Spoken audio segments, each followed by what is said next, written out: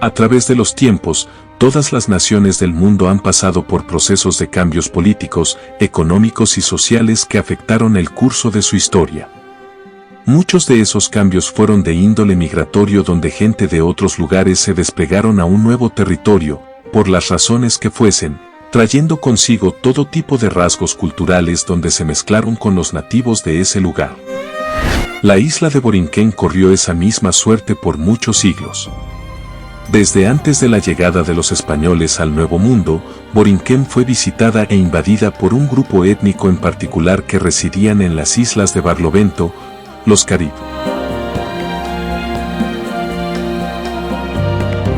Los orígenes de los puertorriqueños se remontan después de la llegada de los españoles a la Hispaniola.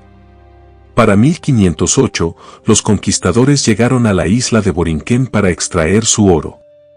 Más tarde, organizaron el Consejo de Indias como un tipo de gobierno, llegaron familias españolas para establecerse y bautizaron a la isla de Borinquén como Puerto Rico.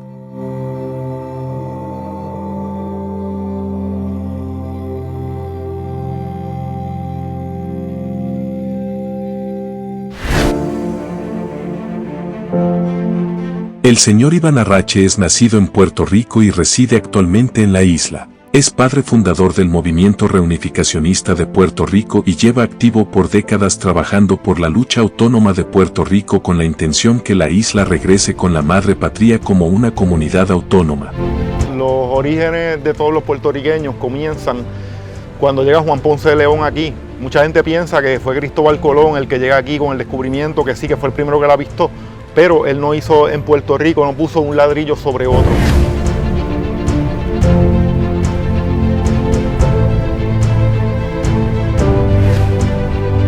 El Dr. Nausen Ratchet Santoro es nativo puertorriqueño y residente en Puerto Rico. Es doctor en Leyes e Historia de América, profesor y catedrático auxiliar en Historia de Estados Unidos y del Sistema Universitario de la UPR. Tuvimos una comunidad caribeña de estirpe hispanoamericana que tiene tres raíces fundamentales. Primero, la raíz española, tanto en cuanto yo pensaría la mayor parte de los puertorriqueños tienen su origen en inmigrantes españoles.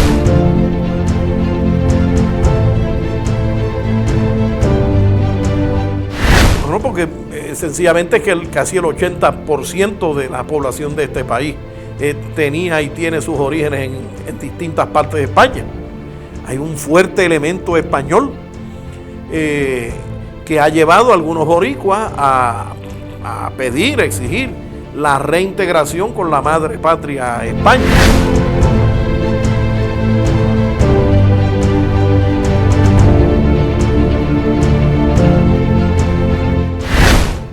Y ya en ciertos círculos en España empiezan a reconocernos como los españoles perdidos o los españoles secuestrados de 1898.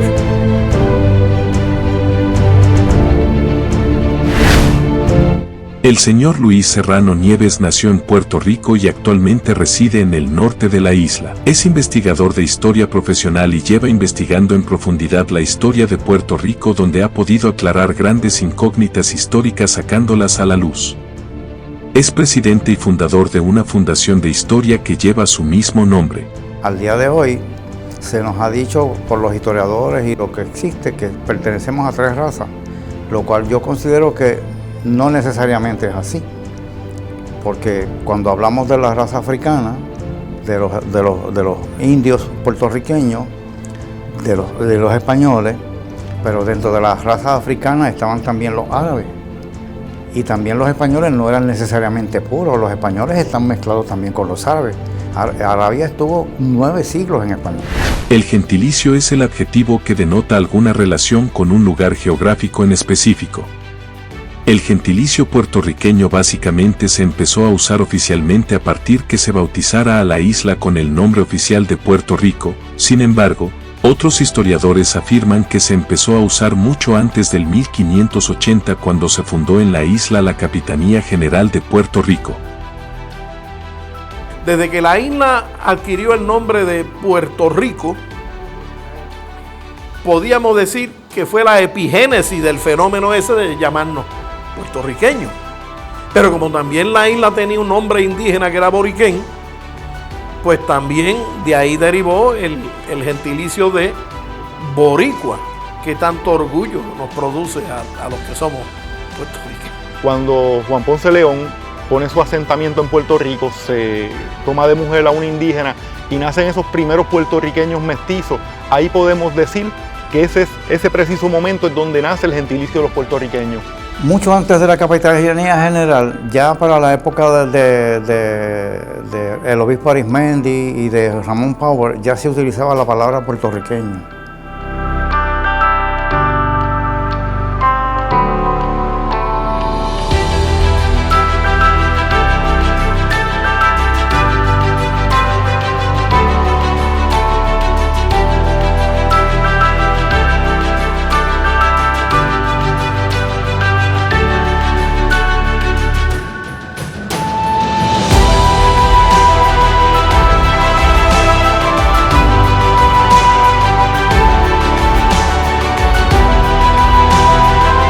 Bueno, el gentilicio, el nombre, a pesar de que existía mucho antes, donde toma popularidad es a principios o mediados del siglo XIX. Ahí es donde uno empieza a ver escritos de forma popular donde se habla del borinqueño, del boricua, del borincano, aproximadamente entre principios o mediados del siglo XIX.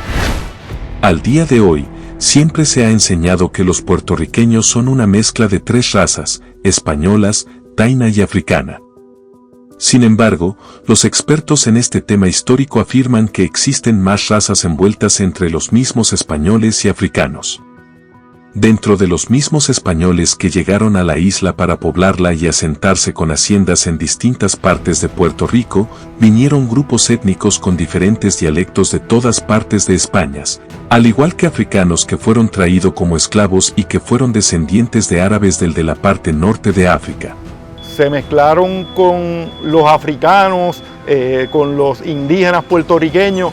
Ese tema de mestizaje que hoy día al día de hoy todavía es un tabú en los Estados Unidos, en Puerto Rico viene sucediendo hace medio milenio y todavía en tiempos después, con muchos otros gentilicios que han llegado a la isla de Puerto Rico. Emigrantes españoles de todas las regiones de toda España, Galicia, Navarra, Cataluña, las Islas Baleares, sobre todo las Islas Canarias, esta región de Arecibo, donde está la fundación del profesor Serrano Nieves, es una que se llenó de canarios, literalmente desde Moca y Aguadilla y San Sebastián hasta Fajardo. Todo ese litoral recibió una inmigración canaria extraordinaria. Así que la descendencia de nosotros es un crisol de razas que tiene que ver con las razas europeas, las razas que eran de acá del Caribe y de Latinoamérica, y obviamente los españoles. Pero dentro de los españoles hubo múltiples razas que vinieron aquí. Pero dentro de esos mismos españoles vinieron mezclados, vinieron otras razas como los mismos españoles. Especialmente los judíos, los catalanes y otras etnias que hubo en España que se mezclaron con los españoles y llegaron aquí.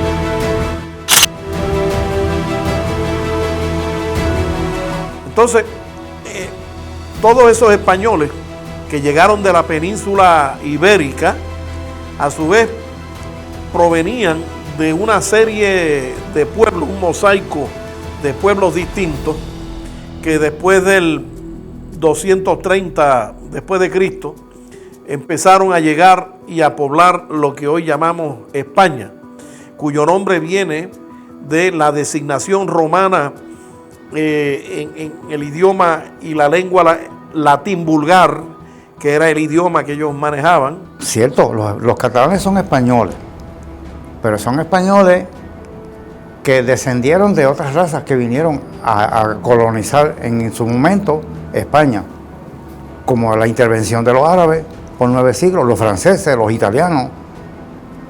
O sea que no podemos decir que hay un español puro, tampoco un puertorriqueño puro, somos un crisol de raza. La predominante en cierta medida es española, pero cuando se hacen estudios de ADN se demuestra que hay otras razas envueltas, como los indios, los europeos, africanos y de todas.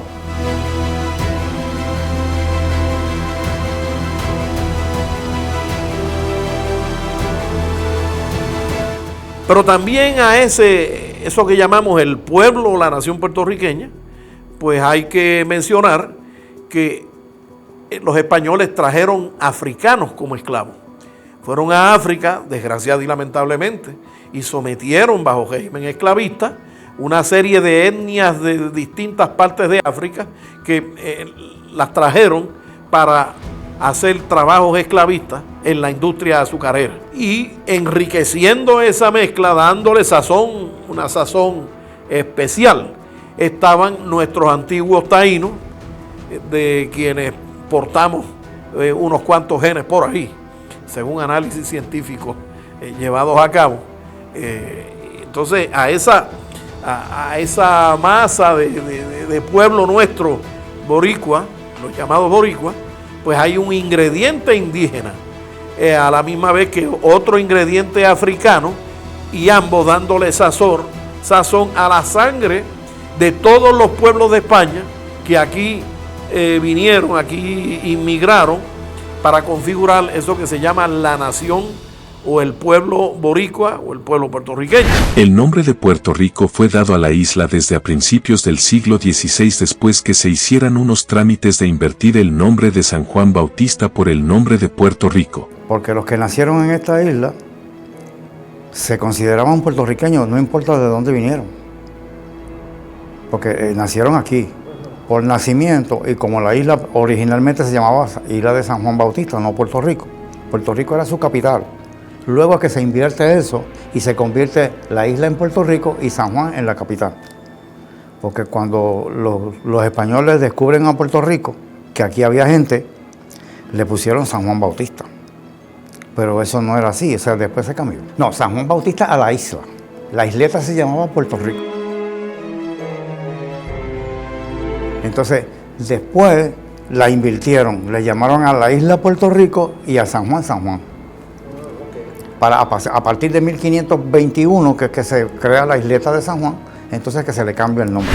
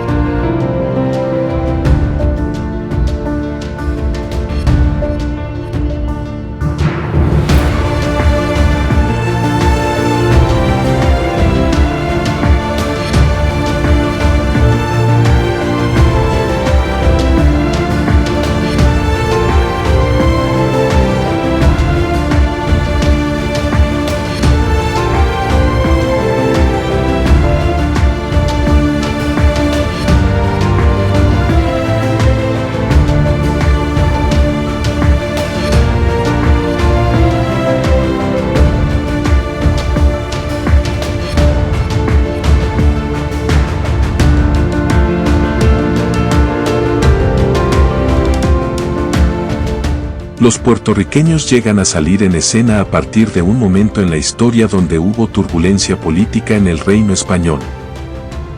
Debido a que ellos históricamente se mantuvieron fiel a la corona de España, los puertorriqueños no se dieron a conocer como parte de las guerras de independencia de España lideradas por Simón Bolívar entre el siglo XVIII y XIX. Bueno, en la escena mundial se puede decir donde toman más predominancia es con las independencias de Hispanoamérica, y es donde ellos empiezan con mayor fuerza desde antes o en los tiempos de Ramón Powell y Giral, pero ellos empiezan, pero ya se habla desde los temas históricos mucho antes de ellos, pero donde toman más predominancia es con las guerras de Hispanoamérica.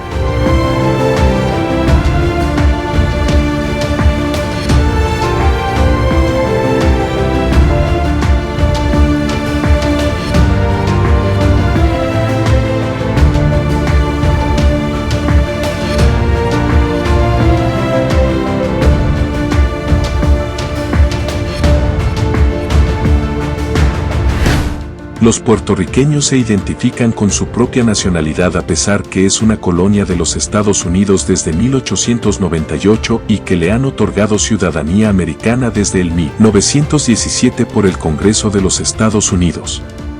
A pesar de los cambios políticos y de dominio en Puerto Rico a través de la historia, los puertorriqueños siguen identificándose con su propia nacionalidad.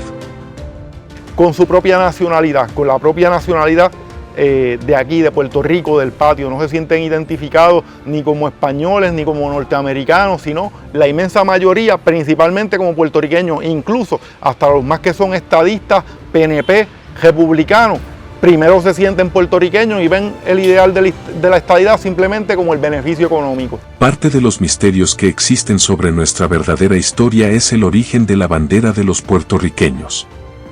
La bandera que actualmente usa Puerto Rico para identificarse como nación fue diseñada en Nueva York por un grupo de revolucionarios que luchaban por la independencia de Cuba y Puerto Rico a finales del siglo XIX. Bueno, Puerto Rico siempre ha tenido bandera. Lo que pasa es que oficialmente las banderas no han sido reconocidas, porque la primera bandera que tuvo Puerto Rico fue con la Revolución de Lares. Esa bandera que no se llegó a izar, pero que se llegó a crear, es una de las banderas. Que hubo múltiples banderas, sí, las hubo, como ha habido siempre, en todas las guerras y en todos los países. Hay más de una bandera. El mismo Estados Unidos tiene unas cuantas, cada estado tiene una. No es hasta a partir de 1895 que se presenta la bandera por primera vez en Nueva York, en la Junta Revolucionaria de Cuba y Puerto Rico. Pero ya la bandera existía de antes.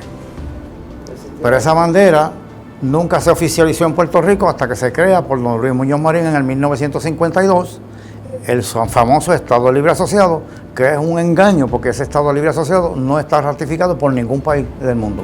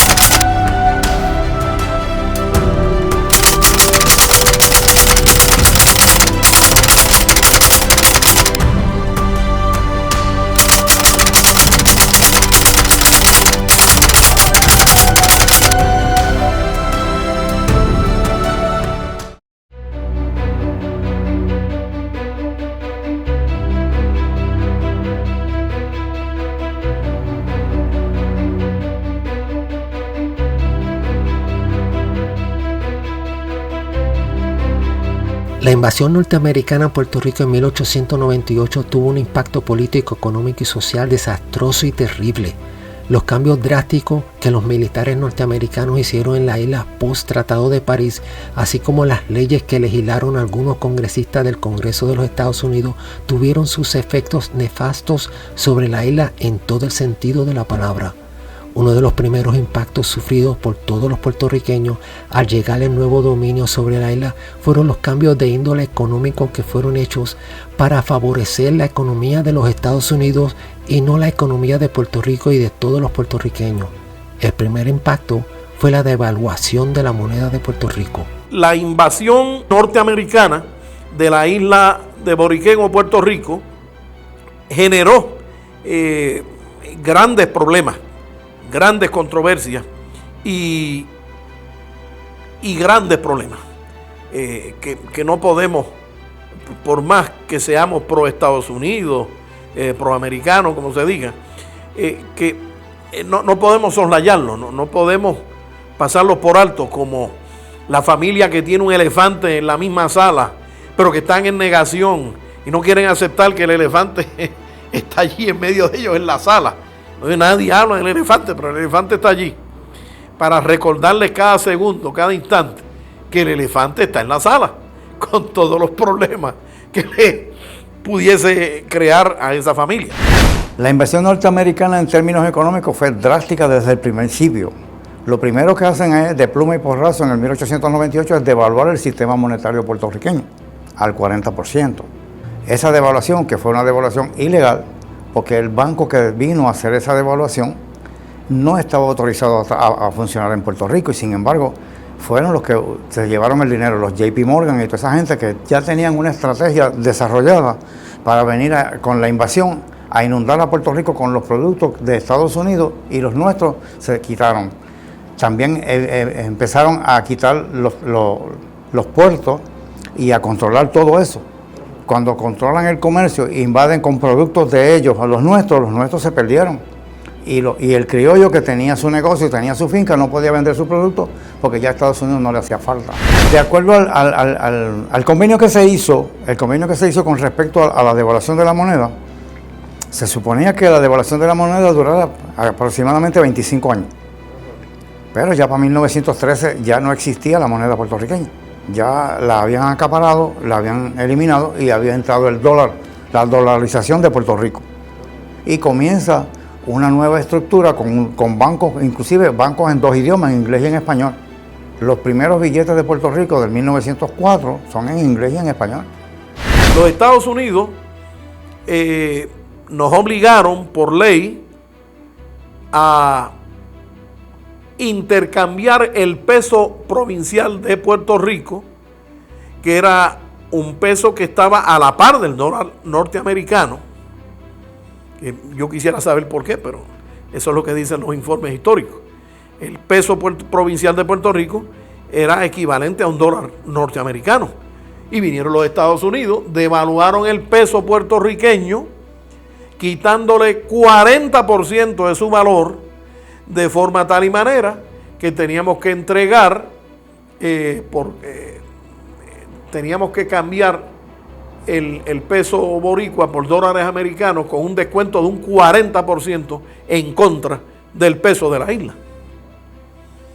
Así que toda la riqueza de Puerto Rico sufrió una devaluación del 40%. Dirían los americanos, across the board, a lo largo y a lo ancho de la isla entera, por un úcase, por un dictamen imperial de los que estaban invadiendo la isla.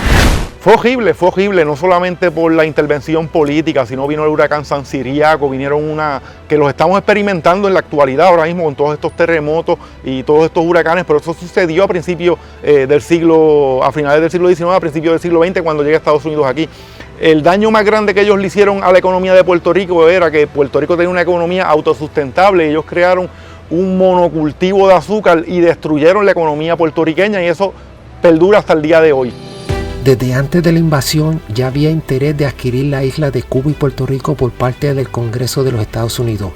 Se trató de comprar la isla de Puerto Rico por parte del gobierno de Estados Unidos mucho antes de la invasión del 1898, pero España se negó varias veces. Poco antes de la invasión, por los periódicos de algunos estados se leía propagandas publicitarias de poseer la isla de Puerto Rico y Cuba para explotar sus mercados locales. ¿Cómo impactó la invasión estadounidense la isla de Puerto Rico? Bueno, pues tuvo varios impactos, múltiples consecuencias nefastas, la mayor parte de ellas. En primer lugar, Puerto Rico dejó de ser territorio aduanero español y por ende territorio privilegiado por los tratados comerciales que España había negociado con Alemania, con Francia y con Italia, que le abrían las puertas de esos países a las exportaciones de café español puertorriqueño. Precisamente por esos tratados comerciales, el café se podía cosechar en Puerto Rico a unos precios increíblemente altos, muy lucrativos, al punto que gran parte de la isla estaba dedicada no al azúcar, a producir café. Pero cuando Puerto Rico deja de ser territorio aduanero español puertorriqueño para convertirse en territorio aduanero de los Estados Unidos, lo primero que ocurrió fue que las leyes de aduana de Estados Unidos se extendieron y arroparon el mercado de Puerto Rico. Esas leyes aduaneras norteamericanas eran leyes muy nacionalistas, leyes altamente proteccionistas de la producción agrícola e industrial norteamericana. Y entonces imponían unos gravámenes o tasas impositivas altísimas contra los productos de Alemania, Francia e Italia y ahora de España, lo cual llevó a que los gobiernos de esos países se quejaran y dijeran, en vista de que ya el café de Puerto Rico y Puerto Rico dejasen de ser territorios de España, territorios españoles, y se han convertido en territorio de los Estados Unidos de América, en vista de que los Estados Unidos de América tiene una política de discriminar terriblemente contra los productos de todo el mundo menos los de ellos, pues nosotros los europeos, los alemanes, los italianos y franceses, vamos a tratar de ahora en adelante el café, lo que era café puertorriqueño y español, lo vamos a tratar como un producto de los Estados Unidos de América. Y por lo tanto, le vamos a aplicar la tercer columna de los aranceles nacionales, que son unos tipos arancelarios, unos impuestos de aduana tan elevados que prácticamente el café de Puerto Rico va a perder estos mercados europeos para los precios privilegiados que tenían debido a las negociaciones comerciales que España había entablado con los representantes de esos países.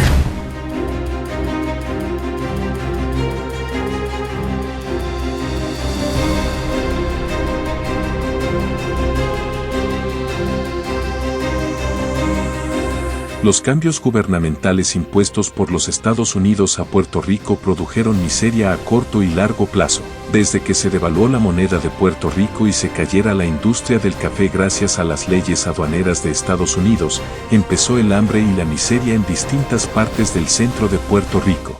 La miseria ocurre porque el control de la aduana, los pueblos que eran costeros, eran donde estaban las aduanas, que eran 12 aduanas en Puerto Rico, pues ahí era donde llegaba el capital y donde se generaba la mayoría parte de la riqueza. Pero eso estaba mal distribuido, entonces el hombre de la montaña y el hombre de los pueblos bien centrados vivían de la agricultura y el producto agrícola de Puerto Rico dejó de ser útil. Se empezaron a poner cuotas cañeras y todo eso, y eso afectó el comercio interno de la isla. La ley de cabotaje, que entró inmediatamente, no permitía que se utilizaran barcos más económicos, si no fuera por los barcos norteamericanos, y eso encareció el costo de exportación. Por lo tanto, el producto se tenía que quedar en la isla y no había suficiente mercado para lo que se producía. Una de las industrias que trajeron los norteamericanos a Puerto Rico y que destruyera la industria del café fue la industria de la caña. Los dueños de las grandes plantaciones de azúcar alrededor de toda la isla empobrecieron al obrero puertorriqueño con sus salarios y forzaron que el puertorriqueño emigrara del campo a la capital de Puerto Rico, que es San Juan, en busca de nuevas ofertas de empleos, ofertas que no existían por la inmensa pobreza que se vivió en Puerto Rico de a principio del siglo XX. Debido a que esta situación nunca mejoró, y por encima, se suma la caída del dólar en 1929, cientos de miles de puertorriqueños inmigraron hacia las grandes ciudades del norte-este de Estados Unidos en busca de mejores condiciones laborales, haciendo que el mismo puertorriqueño se mezclara con la cultura norteamericana y olvidara sus raíces españolas. La caña de azúcar fue otro detalle. La caña de azúcar se había desarrollado aquí por siglos.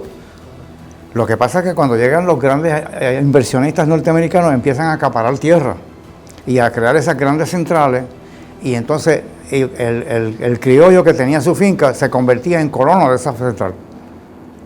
Y tenía que venderle la caña de azúcar que él producía en su finca a esa central, porque era quien tenía el capital para desarrollarlo. ¿Y cómo afectó eso?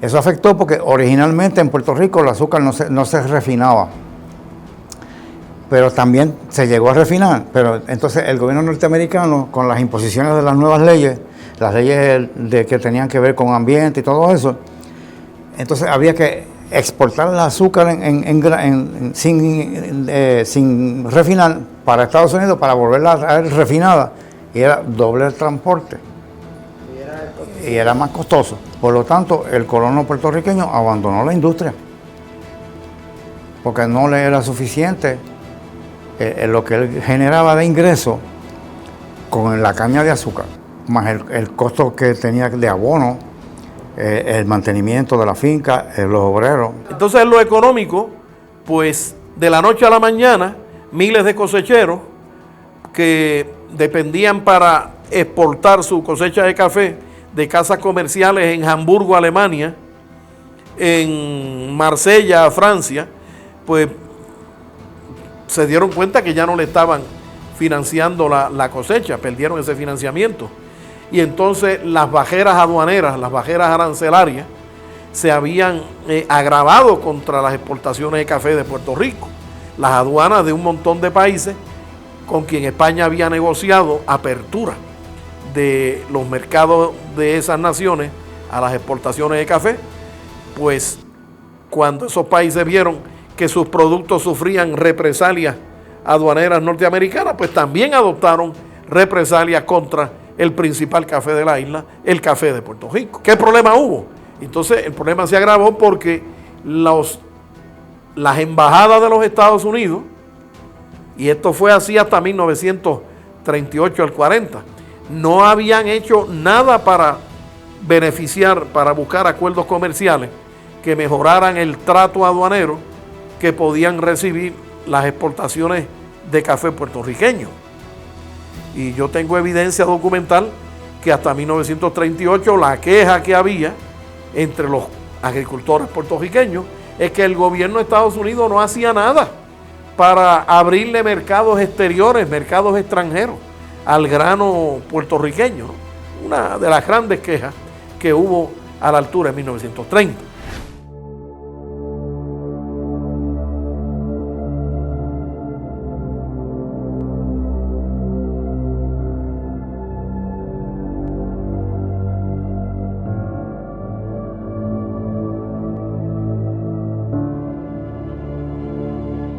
Un año después de la invasión del 1898, pasó por la isla el huracán San Ciriaco de categoría 4, dejando a su paso muerte y desolación.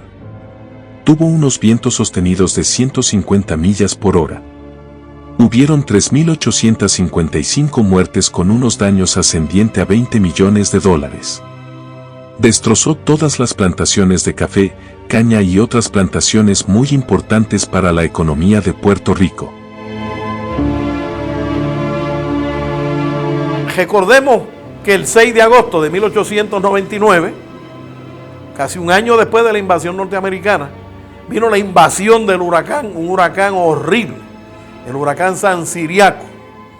Ese huracán fue un huracán de 155 millas por hora, que al igual que María viró a Puerto Rico patas arriba, devastó nuestra isla. El hambre y la miseria no podían ser peores.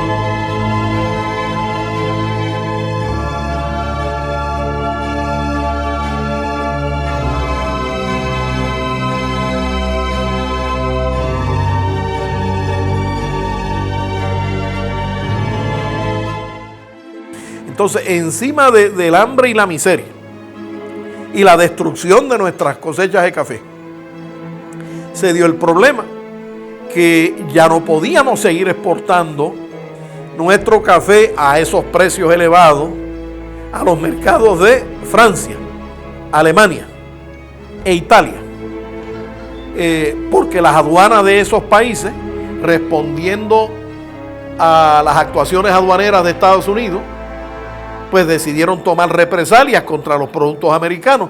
Al convertirse el café en un producto norteamericano, pues sufrió los discrímenes aduaneros de las aduanas de Italia, Inglaterra y Francia y Alemania. Entonces hubo una caída en los ingresos nacionales de Puerto Rico. El café, al no poderse mercadear, ni al poder ser financiado por las casas comerciales alemanas, inglesas o francesas, que le daban financiamiento a los cosecheros de Puerto Rico. Eso creó un desastre económico terrible, al punto que miles y miles de puertorriqueños abandonaron Las Marías, Maricao, Ciales, Comerío, San Lorenzo, todos los pueblos de la montaña del centro de la isla. Y a manera de ejemplo, mi pueblo natal de Maricao, que tenía 150 haciendas de café. Todas esas haciendas entraron en grave crisis económica.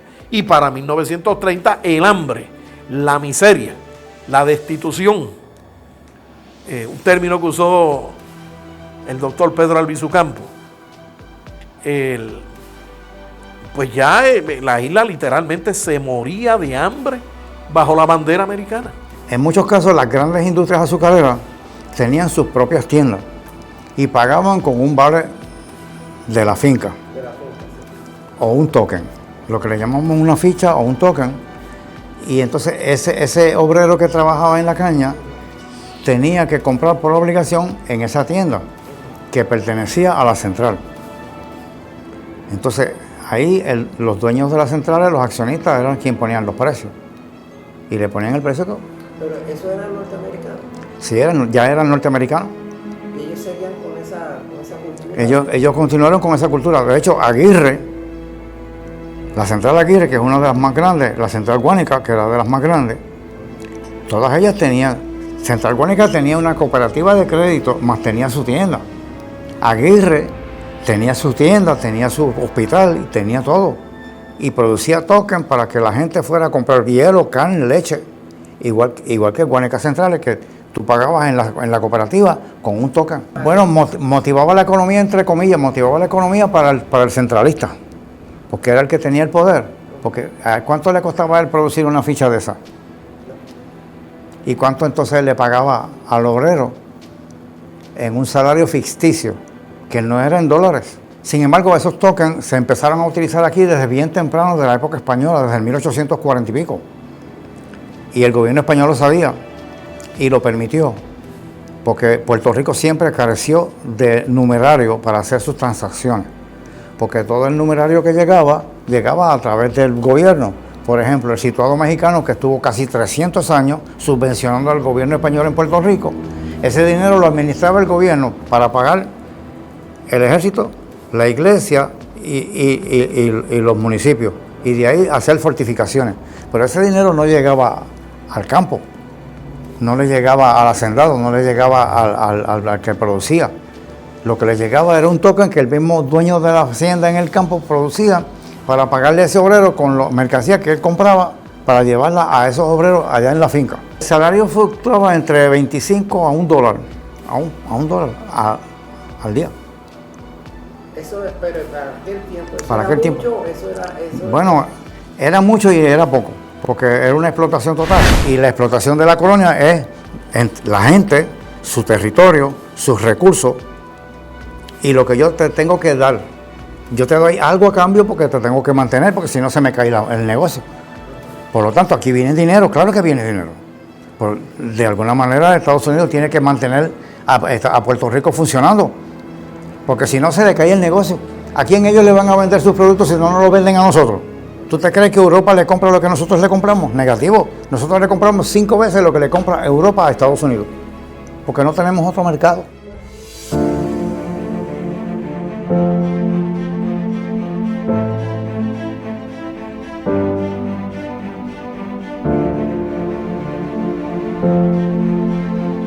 Otro daño que crearon el gobierno de Estados Unidos en combinación con el gobierno de Puerto Rico es los famosos incentivos contributivos federales para muchas industrias extranjeras establecidas en Puerto Rico por más de 70 años. Al parecer, estos incentivos favorecían solo a los inversionistas norteamericanos o extranjeros, pero no al puertorriqueño.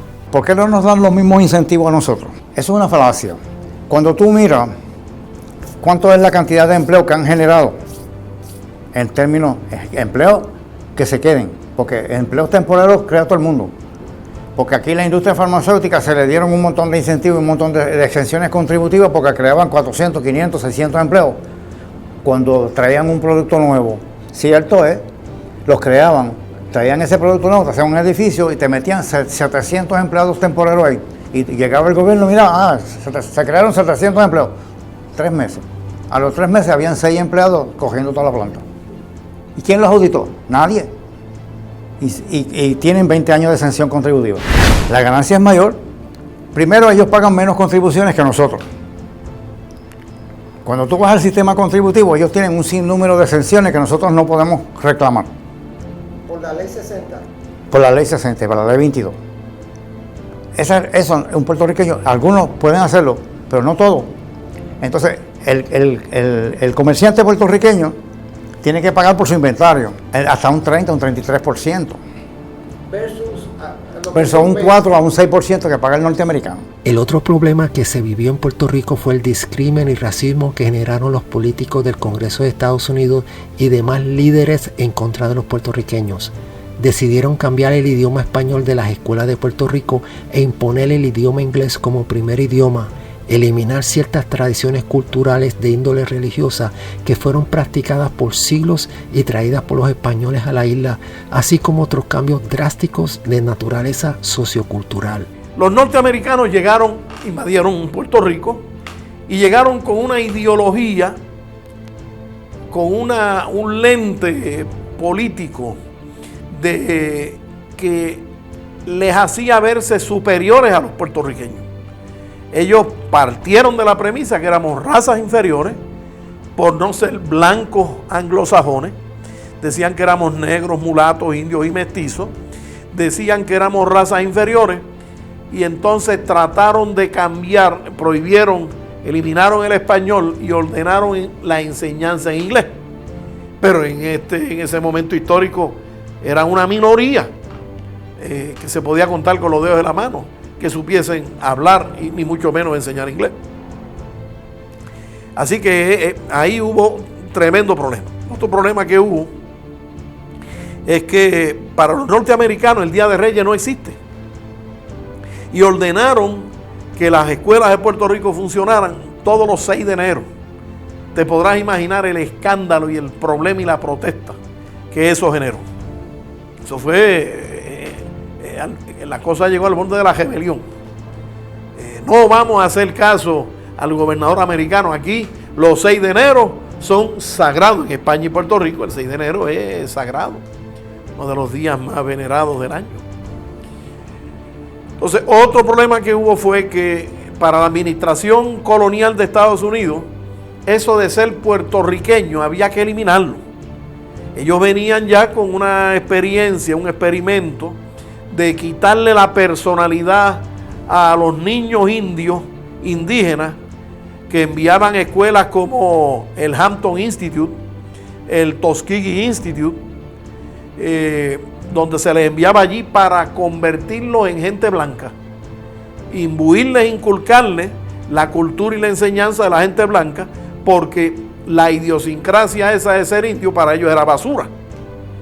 Pero esa misma visión racista imperialista nos la aplicaron a los puertorriqueños. Empezaron a usar la escuela para fabricar pequeños americanitos, como decía la crítica política.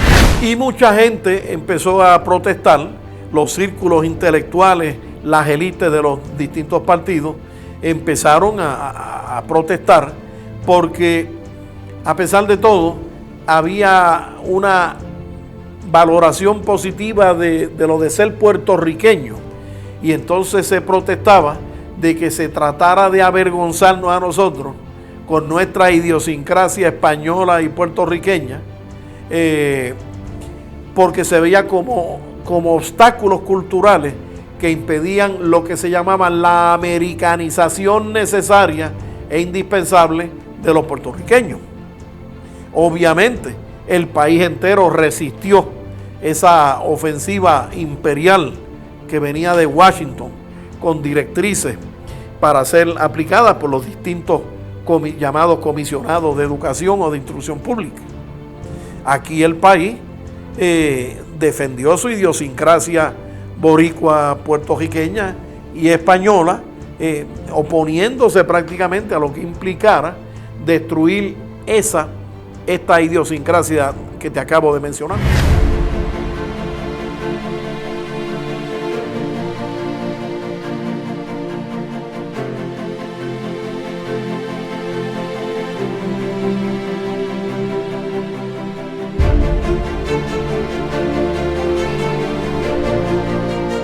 En adición, el puertorriqueño gozaba de la nacionalidad española garantizada por la Constitución española del 30 de julio de 1876, pero el gobierno de los Estados Unidos se la removió el 10 de abril del 1899. Por otro lado, en el aspecto educativo, en el aspecto cultural, social, pues el pueblo de Puerto Rico pasó por no poco sufrimiento, porque esperando que le otorgasen la ciudadanía americana en plano de igualdad con la de los demás ciudadanos de Estados Unidos, el pueblo de Puerto Rico encontró que el Congreso, a pesar de haberle arrancado de cuajo la ciudadanía española, que la tuvimos hasta el 10 de abril de 1899,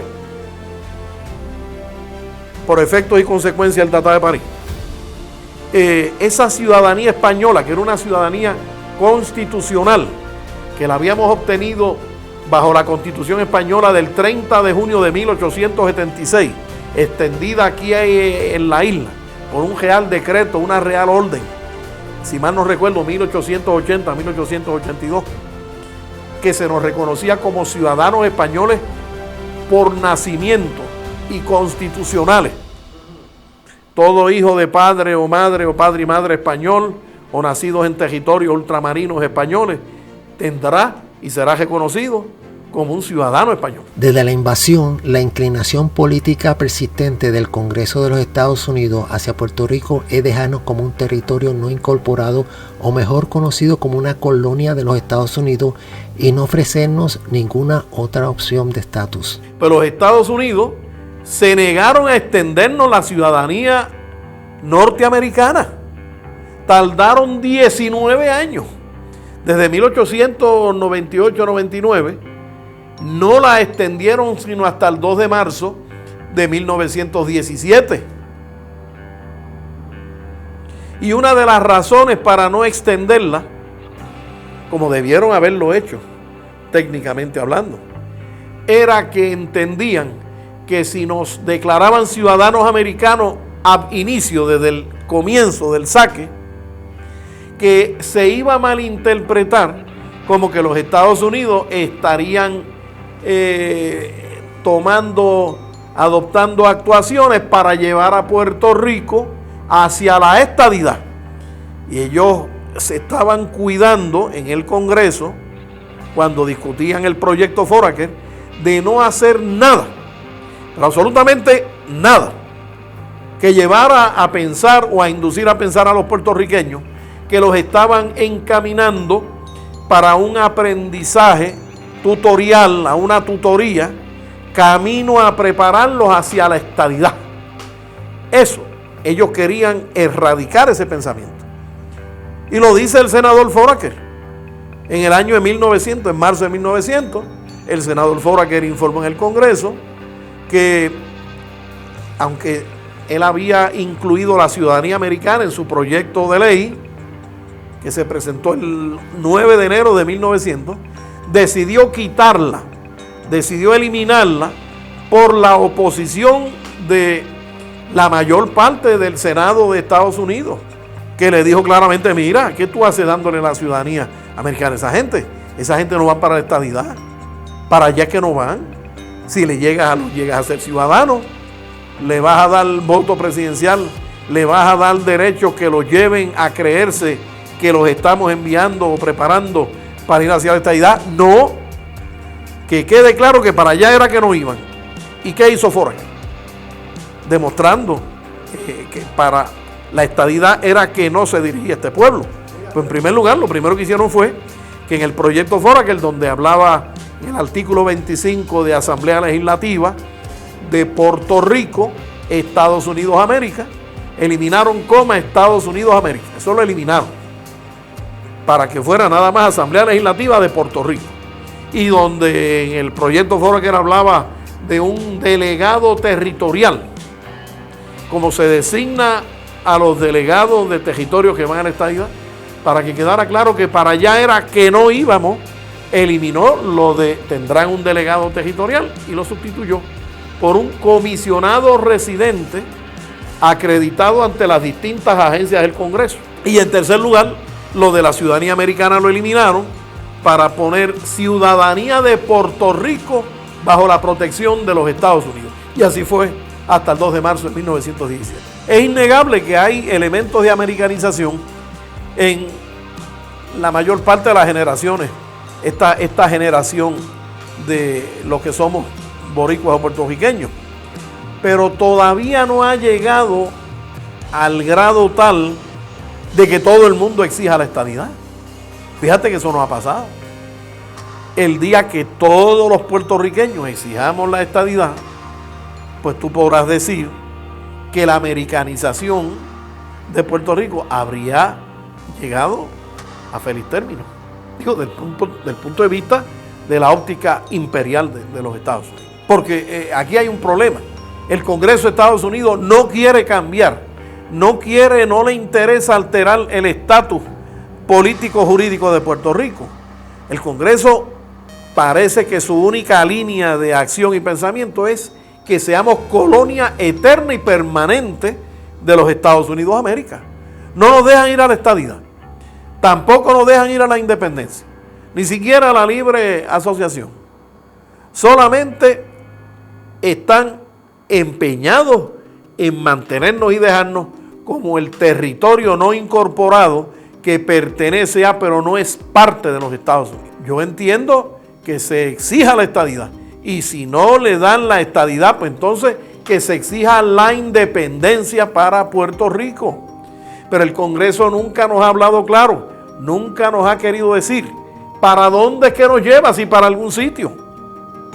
Ahí tengo amigos académicos que dicen: mira, el Congreso no le interesa decir para dónde es que vamos, porque ya nos llevó a donde quería.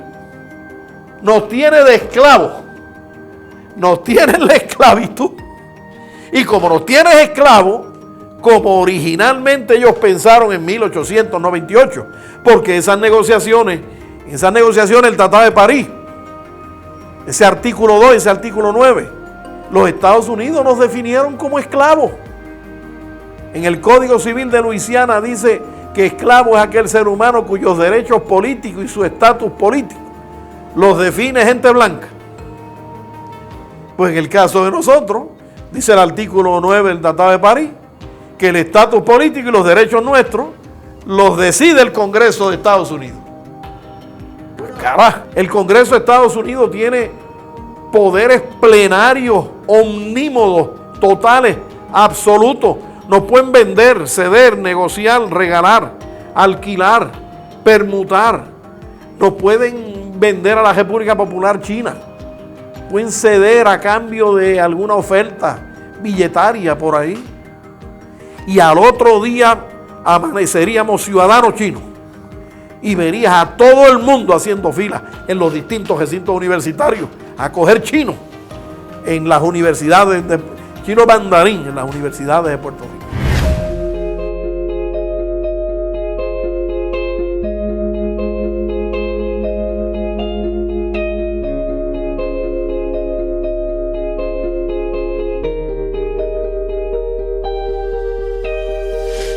Según el artículo 9 del Tratado de París del 1898, el Congreso de los Estados Unidos tiene retenida y secuestrada la soberanía del pueblo de Puerto Rico. Sin embargo, esta soberanía ha sido brevemente tomada de vuelta, por breve tiempo, por el pueblo de Puerto Rico en eventos extraordinarios que sucedieron en la historia de Puerto Rico, eventos como la rogativa del 1798. Las protestas de echar la Marina de Vieques entre 1998 al 2002 y las protestas del verano de 2019 exigiendo la renuncia del exgobernador Ricky Rosselló. Cuando llegó el 12 de agosto del 98, la noticia del cese al fuego, las delegaciones diplomáticas de Estados Unidos y España lograron un acuerdo para cesar el fuego y empezar negociaciones diplomáticas que culminaron la madrugada del 10 de diciembre de 1898, en que la delegación diplomática norteamericana, presidida por el juez federal William Rufus Day y el millonario republicano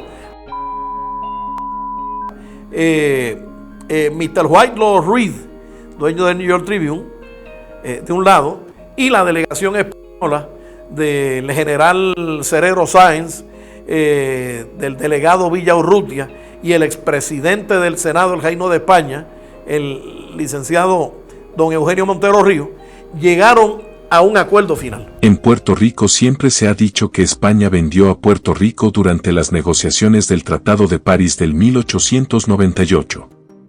Esa creencia es parte de una leyenda negra que ha venido circulando por siglos en Puerto Rico y ha tergiversado la historia.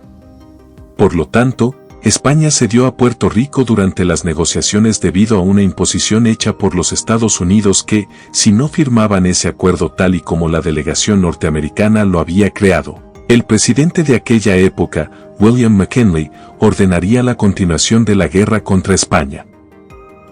Pero cuidado con eso de acuerdo final, porque en realidad el gobierno de Estados Unidos, a finales de noviembre del 98, le envió unas comunicaciones, unos ultimátums al gobierno español, que si no firmaban el borrador que el gobierno de Estados Unidos había preparado sobre el Tratado de París, que de no darse la aceptación por parte del gobierno español, procederían a dar órdenes e instrucciones a las Fuerzas Armadas navales y terrestres de los Estados Unidos, su ejército de los mares y su ejército de tierra, para continuar,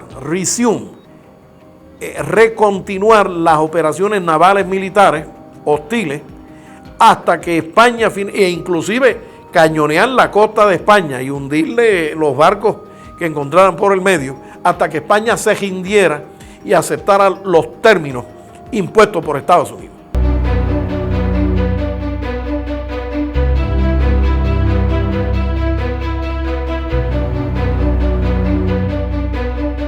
A mediados de noviembre es recibido un memorando que haría temblar las negociaciones, la advertencia final de parte del presidente de los Estados Unidos, William McKinley.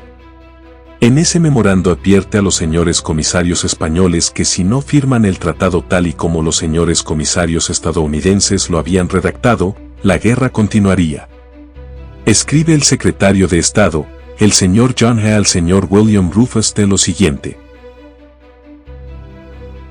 el presidente ha recibido su desfatal a esta fecha y guarda su carta. Mientras tanto, sin embargo, la manera en cuestión será últimamente determinada. Él le ha contestado no ceder los reclamos por los derechos de una conquista. El hecho es que la destrucción de la flota española en mayo 1 fue para la conquista de Manila, capital de Filipina. El presidente tiene confianza de que los comisarios españoles estarán firmando ese tratado de una manera honrosa. El fracaso de hacerlo así, el mundo será más grande para ser repetido.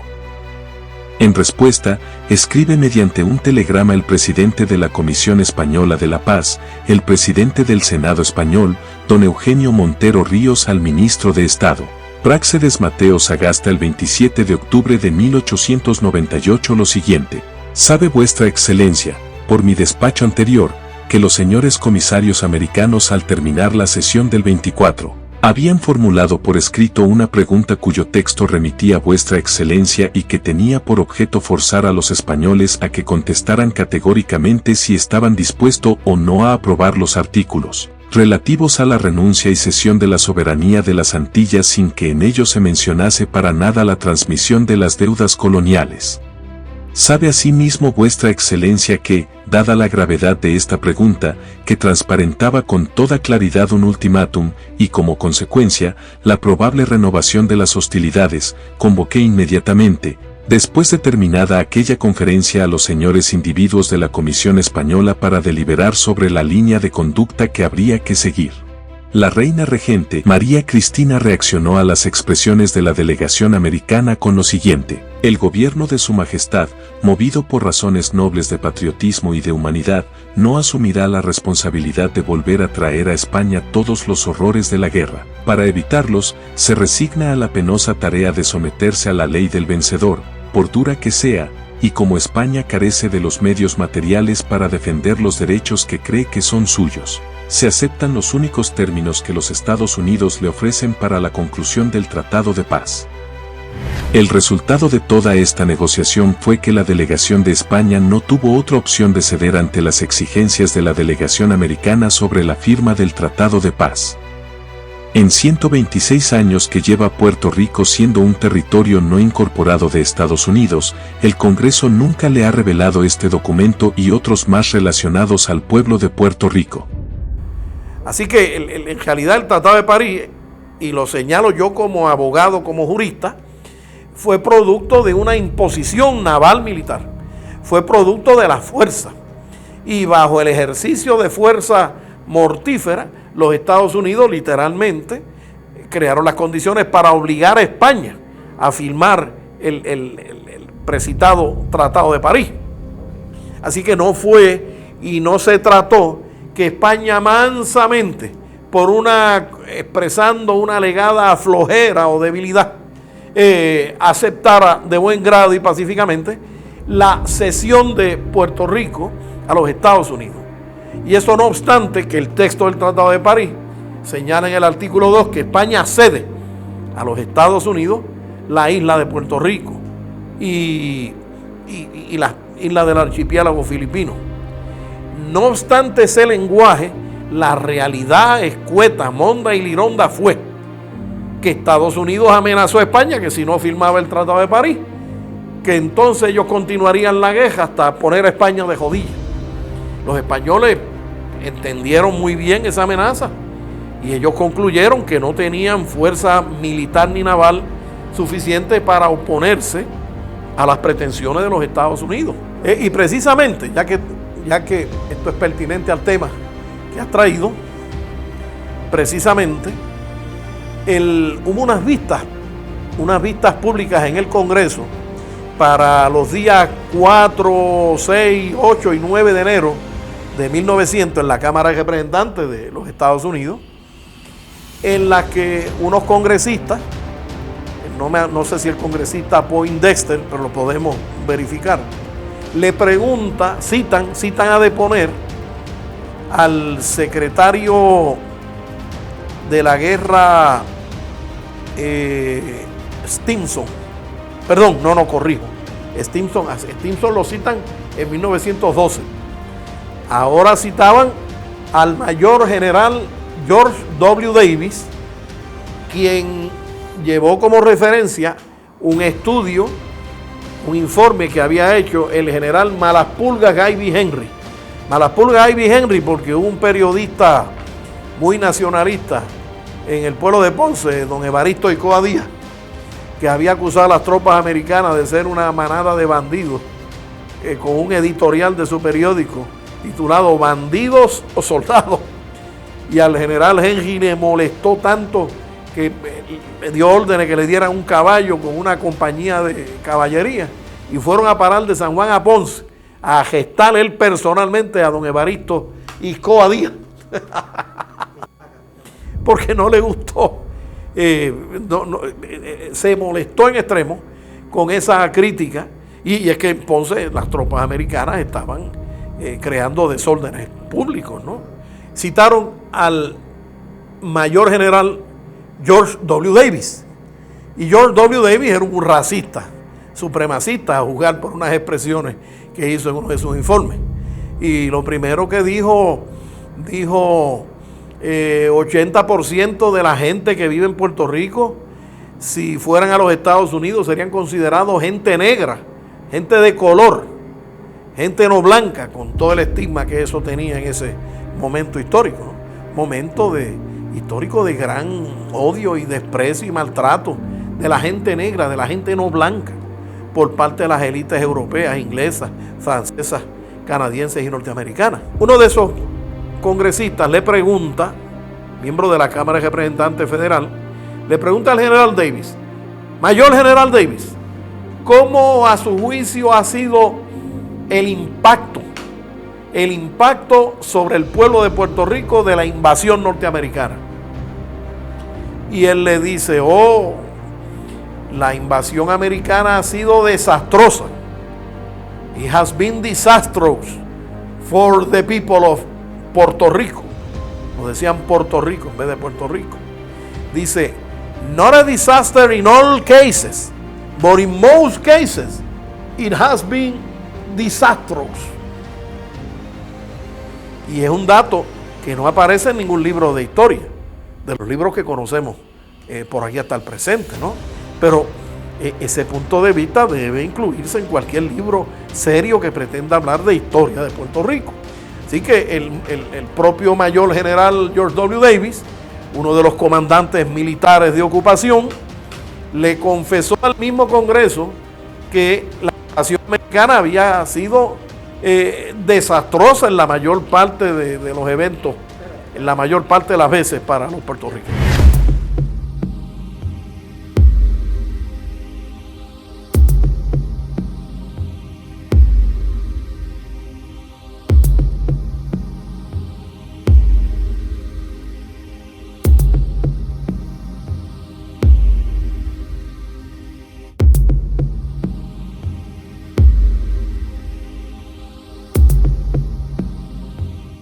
Una de las razones por la cual la historia de Puerto Rico está tergiversada y mal contada ha sido por las narraciones de algunos historiadores que han contado mal la historia de Puerto Rico por tal de defender o apoyar un sector de políticos en Puerto Rico.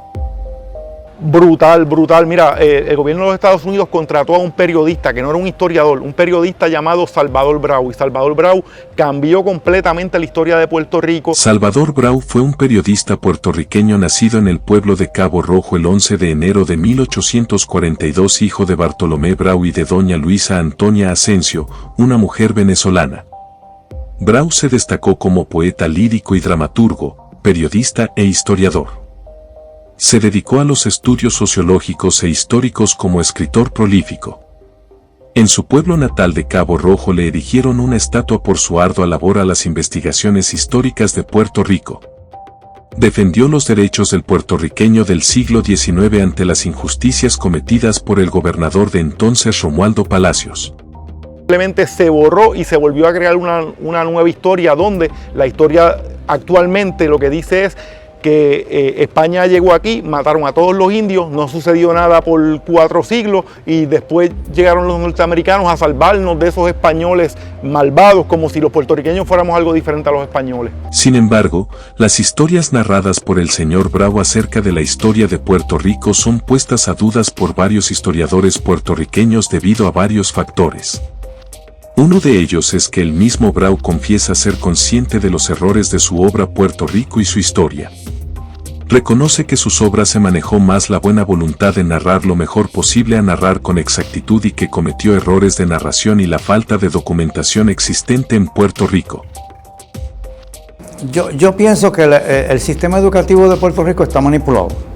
Está manipulado de cierta manera en donde se nos quiere enseñar lo que el sistema quiere, no la verdadera historia de Puerto Rico. Para comenzar, ya hoy día la historia de Puerto Rico no es obligatoria en las escuelas. ¿Sí? No lo es. El sistema educativo nuestro, el público, no es necesario que tú estudies historia. La historia de Puerto Rico ya no se enseña. Los libros de Puerto Rico son hechos por personas que construyen los libros basados en el que está en el poder de Puerto Rico y en lo que diga el sistema norteamericano. Aquí se quiso implantar el sistema norteamericano desde el 1904 y no funcionó. Hubo guerra con eso. Mi punto de vista es de que el puertorriqueño no conoce sus raíces porque no conoce su historia, su verdadera historia, no la que está en los libros. Porque la que está en los libros está manipulada. Porque cada gobernante que viene con un sistema y el sistema educativo vienen y presentan un libro y ese libro es el que está. La Asociación de Historiadores de Puerto Rico no se atreve a hacer una verdadera historia de Puerto Rico. Y me atrevo a apostar que el que escuche este documental y lo vea, me pregunte, porque tengo evidencia suficiente para certificar que lo que dicen los historiadores es falso. Para empezar, el descubrimiento de Puerto Rico todavía se está debatiendo, porque les conviene a ellos, por motivos políticos, no es nada más. La cuestión político-partidista es la que está matando al país. Por eso el puertorriqueño no conoce su verdadera historia. Te voy a dar un ejemplo más sencillo. El sistema público de Puerto Rico, cuando tú vas, nos enseñan que el descubrimiento de Puerto Rico vino Cristóbal Colón con tres barcos, la Santa María, la Pinta y la Niña. Y eso fue todo. Eso es mentira. No fueron la Santa María, la Pinta y la Niña. Él vino con 17 naves y 1.500 personas. ¿Y de dónde salieron cuando llegaron a Puerto Rico? Venían desde España. Pero no venían de la Española. No, ya ellos habían llegado a la Española. Después de eso es que ellos entran a Puerto Rico. Pero lo que se ha dicho siempre es que la Santa María, la Pinta y la Niña, oye, la Santa María y la Pinta y la Niña son 3 y eran 17 naves con 1.500 personas. Eso es bien interesante hablar sobre la zona del descubrimiento. Cuando se crea esa comisión de los historiadores de Puerto Rico para conmemorar el 5º centenario del descubrimiento, se crea una zona del descubrimiento en Puerto Rico, que es el área oeste de Puerto Rico. Y pura casualidad de la vida, ahí se crean en la zona del descubrimiento 12 pueblos como zona de descubrimiento. Pero curiosamente hay pueblos que no tienen playa. ¿Cómo llegó Colón ahí? ¿Por qué hicieron eso? Oye, hicieron eso para complacer a los alcaldes de cada uno de esos pueblos, porque eso fue una comisión que hubo muchos millones de dólares envueltos. Y para complacer a esos alcaldes, pues se creó la zona del descubrimiento. Inclusive lo que se conoce como el Parque Colón en Aguadilla, sí, que territorialmente no pertenece a Aguadilla, pertenece a Aguada, que por un convenio entre alcaldes, el territorio fue cedido a Aguadilla y Aguadilla es quien le da mantenimiento. Y ahí es donde se dice que se hizo la Aguada de Cristóbal Colón. Pero no hay una evidencia contundente que diga que fue ahí. Se hacen para complacer a un público que quiere saber, pero no investiga. O sea, yo invito a que aquella persona que quiera saber y que se comprometa a investigar por sí mismo. No me crea a mí. Yo soy yo, estos son mis pensamientos, esta es mi formación. Pero yo lo he hecho investigando por mi propia cuenta. No creo todo lo que está en los libros. Si en el libro me da una fuente, yo voy a esa fuente, la busco y la investigo y veo si es verdad o no. Porque muchos libros dicen fuentes y cuando tú vas a ver la fuente, no es verdad. El libro está incorrecto porque la fuente no dice eso.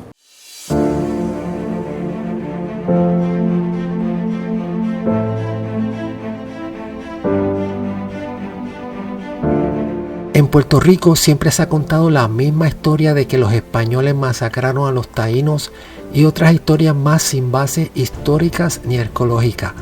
es la misma monotonía repetida de boca en boca, de persona en persona, de generación en generación, sin que alguno se detenga a ver si lo que cuentan es cierto o que se encuentra en los archivos históricos. Lo que no cuentan, quizás por ignorancia o que no quieren contarlo, es que la reina Isabel la Católica emitió un edicto en el año 1500 donde prohibía la esclavitud hacia los taínos y el maltrato.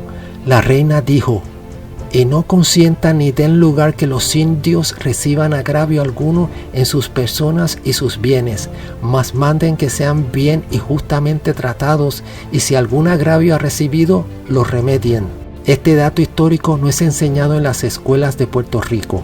Tampoco existen datos contundentes de que arqueólogos de Puerto Rico hayan encontrado en algún momento de la historia alguna fosa común en Puerto Rico con restos de taínos muertos a manos de soldados españoles. El hecho es que la historia relata de a principios del siglo XVI crueldad contra los taínos de la Española y Puerto Rico por parte de un grupo de buscadores de oro de origen español que abusaron de la bondad de los taínos para pretender esclavizarlos para buscar oro. Entre estos se encuentra el mismo Cristóbal Colón y los hombres de Juan Ponce de León. El resto de españoles que vinieron a Puerto Rico lo hicieron con la intención de levantar haciendas cafetales y otros tipos de negocios no relacionadas con el oro ni la esclavitud del taíno.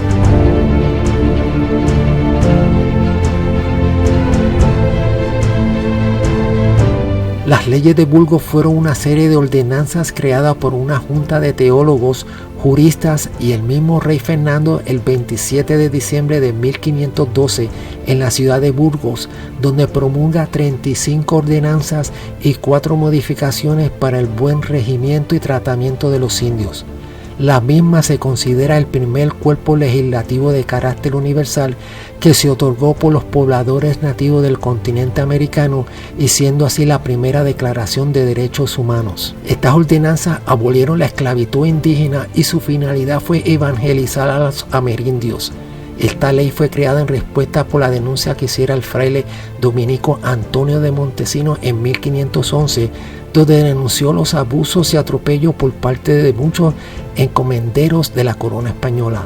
Su primera ordenanza dice que los indios son hombres libres y legítimos dueños de sus casas y haciendas, y la última ordenanza dice que después de 2 años de servicios los indios pueden irse.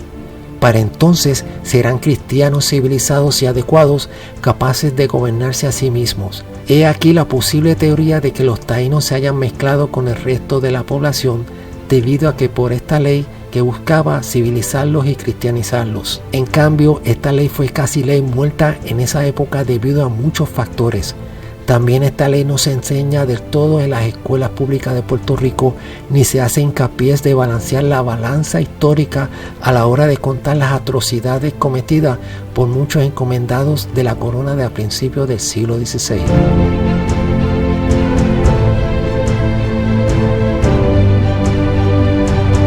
Otra historia tergiversada es la que siempre se ha contado que Estados Unidos llegaron a Puerto Rico en 1898 para salvar al pueblo de los malvados españoles. A ciencia cierta, estos rumores no son ciertos.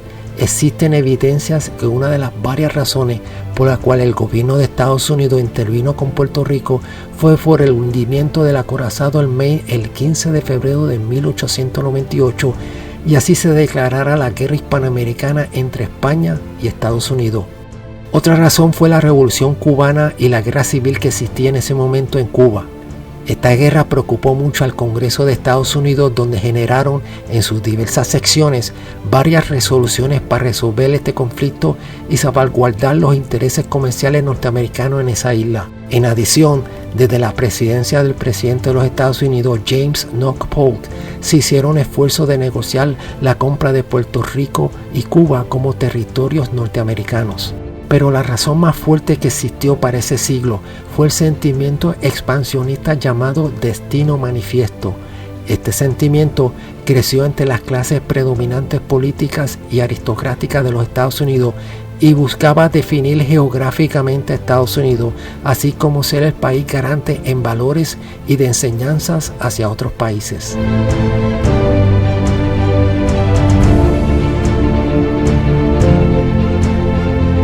El siguiente relato es sobre la tergiversación de un hecho legal sucedido en 1950 y que tiene que ver con la implantación del Estado Libre y Asociado de Puerto Rico, y es sobre la Ley 81-600 del 3 de julio del 1950 del Congreso 81, segunda sección, Senado 3336.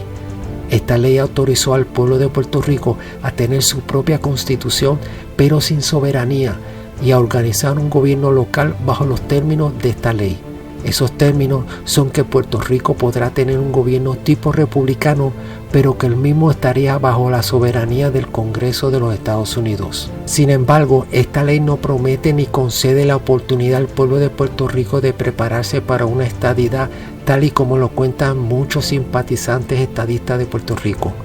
Muchos puertorriqueños alegan que esta ley es para preparar a los puertorriqueños para una futura estadidad, pero cuando estudias a profundidad las intenciones legislativas de esta ley, la misma especifica que su intención no es de preparar a Puerto Rico para una estadidad. Por el contrario, Puerto Rico seguirá teniendo la misma relación política, económica y social que siempre ha tenido con los Estados Unidos, el de una colonia del Congreso.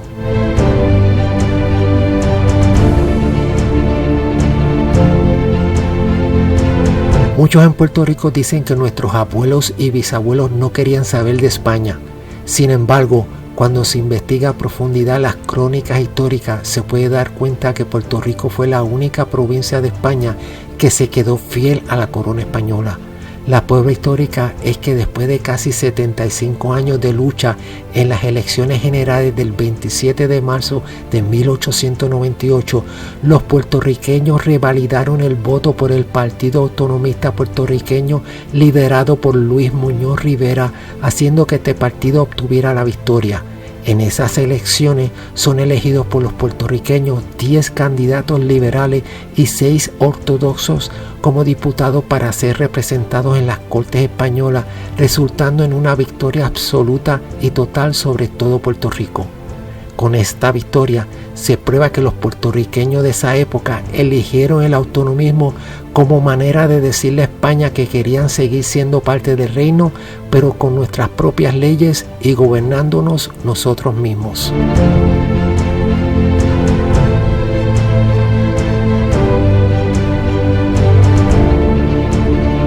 Mucha gente en Puerto Rico piensa que pertenece a los Estados Unidos como si fuera un estado de la Unión Americana. No hay cosa más lejos de la verdad que esa afirmación. Una cosa es ser propiedad de y otra cosa es ser parte de. Puerto Rico, desde el mismo Tratado de París, ha sido una propiedad, un territorio no incorporado del Congreso de los Estados Unidos, y así el Congreso se lo ha expresado infinidad de veces, pero los políticos en Puerto Rico han tergiversado esa verdad, todo para ganar votos en sus campañas políticas. Vayamos a los casos insulares de entre 1901 al 1922. Durante este tiempo, el Tribunal Supremo de los Estados Unidos determinó que Puerto Rico es una propiedad de los Estados Unidos y que no pertenece a la Unión Americana, tal y como pertenece el resto de los estados de la Unión.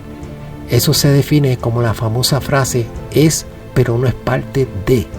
Esto es así debido a la cláusula territorial en la Constitución de los Estados Unidos, artículo 4, sección 3, cláusula 2, que dice lo siguiente: el Congreso tendrá facultad para disponer y formular todos los reglamentos y reglas necesarias con respecto al territorio y otros bienes que pertenezcan a los Estados Unidos, y ninguna parte de esta Constitución será interpretada de manera que cause perjuicio a los derechos reclamados por los Estados Unidos o por cualquier estado individual. La verdad de todos los casos insulares del 1901 al 1922 es que Puerto Rico es una propiedad que pertenece a los Estados Unidos, pero no es parte de los Estados Unidos.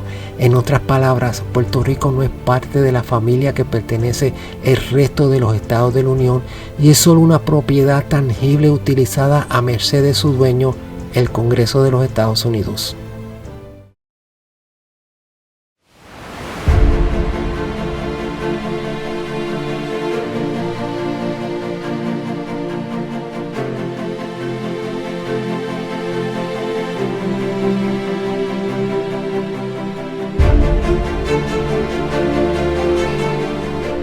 yo creo que el puertorriqueño ha sido engañado toda la vida.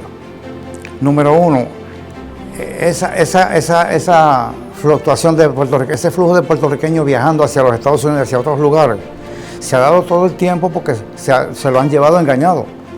Aquí venían a reclutar personas, como lo están haciendo actualmente, vienen a reclutar profesionales pagando unos salarios exorbitantes, pero cuando tú llegas allá, ese salario exorbitante no te da para vivir, porque allá el costo de vida es 3 veces más caro que aquí. En Puerto Rico no existe una identidad sólida que cree cohesión nacional, porque los puertorriqueños antes de la invasión norteamericana se identificaban principalmente como españoles. Al llegar los Estados Unidos aquí, les cambia esa visión, los adoctrina con el sistema de educación y lo que crea en Puerto Rico básicamente es un manicomio con una carta. Entonces ese salario que te están pagando supuestamente es un salario gigante, no es suficiente y tienes que tener más de un trabajo. Eso es lo que han engañado al puertorriqueño, que allá se vive mejor. Lo que sucede es que hay una enajenación histórica en Puerto Rico, donde nunca se ha hecho una relación verdaderamente real de la historia contra España, Estados Unidos y Puerto Rico. Siempre se ha dicho que España nos explotó, cierto es, pero también los norteamericanos nos están explotando. No le podemos comprar a nadie si no es a través de ellos. La ley de cabotaje no nos permite traer otros barcos más baratos. Toda la mercancía tiene que venir a través de la aduana norteamericana.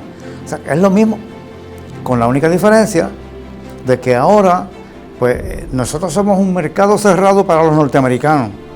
Como no le podemos comprar a nadie, tenemos que comprarle a ellos. Pues de alguna manera ellos tienen que invertir en Puerto Rico para hacernos sentir bien. Pero eso es una idea ficticia. No es real. Porque aquí hay más pobreza que lo que hay. Vete al interior de la isla, búscate. Y tú vas a ver que allá no se vive bien. Aquí el gobierno ha mantenido un programa en donde lo que hace es crear vagos. Aquí la gente no quiere trabajar porque el gobierno norteamericano le da los chavos. Y hemos creído que somos millonarios. En Latinoamérica todos nos creen que nosotros somos millonarios. Y eso es falso. Eso es una falsa expectativa del puertorriqueño, que tiene que abrir los ojos. Que el puertorriqueño produce, el que produce no se va. El que se va es el que se engaña, que le engaña que allá va a ganar más dinero, pero no se sabe que cuando llega allá los costos son mucho más altos. ¿Cuántos de esos han regresado a Puerto Rico? Ese estudio no se hace ni se menciona. Yo no dudo que sepan historia, pero son bien pocos los que se atreven a decir la verdadera historia. Porque si dicen la verdadera historia se queman y no tienen trabajo en el gobierno, no tienen trabajo en las universidades, que están controladas por el sistema norteamericano. Y el sistema norteamericano no le interesa que tú sepas tu historia, porque un pueblo que no está educado es más fácil de manejar que un pueblo educado. Por lo tanto, a ellos no les interesa que tú sepas la historia. Una colonia es para explotarla, no es para enseñarle. El puertorriqueño no se percata de eso.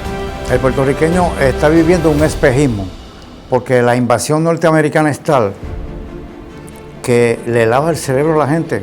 La dolarización y el que tú no tengas que trabajar para poder vivir ha minado el pensamiento del puertorriqueño. El puertorriqueño piensa que la nación norteamericana es la salvadora del mundo. El mantengo es lo que hace que la gente piense que Estados Unidos es el Dios.